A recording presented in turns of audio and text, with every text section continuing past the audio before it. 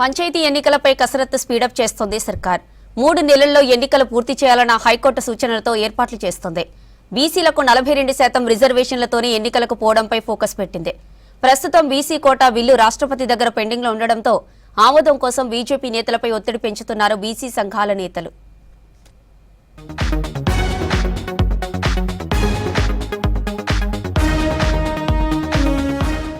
నెలల్లో పంచాయతీ ఎన్నికలు పూర్తి చేయాలని హైకోర్టు తీర్పు ఇచ్చింది. దీంతో ఎన్నికల నిర్వహణపై కసరత్తు చేస్తోంది సర్కార్. బీసీలకు 42% రిజర్వేషన్ల అమలుకు ప్రయత్నాలు చేస్తోంది. ఇప్పటికే అసెంబ్లీలో బీసీ రిజర్వేషన్ బిల్లును ఆమోదించి కేంద్రానికి పంపించింది ప్రభుత్వం. బిల్లుకు రాష్ట్రపతి ఆమోదం కోసం బీజేపీ నేతలపై ఒత్తిడి పెంచేందుకు ప్లాన్ చేస్తోంది.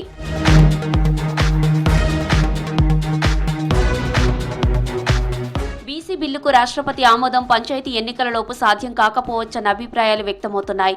పార్టీల వారీగా 42% రిజర్వేషన్ ఇద్దామన్న అభిప్రాయాన్ని బీసీ నేతలు వ్యతిరేకిస్తున్నారు. రిజర్వేషన్లు అమలు చేసిన తర్వాత ఎన్నికలు జరపాలంటున్నారు.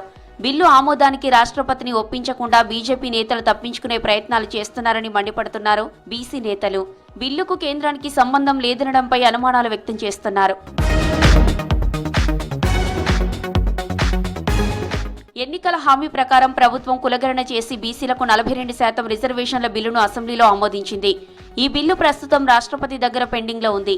అయితే ప్రభుత్వ బీసీ కోటాతోనే ఎన్నికలకు పోయేలా న్యాయ నిపుణుల సలహా సూచనలు తీసుకుంటుంది రాష్ట్ర సర్కార్. 3 నెలల్లో ఎన్నికలు పూర్తి చేసేలా కసరత్తు చేస్తోంది.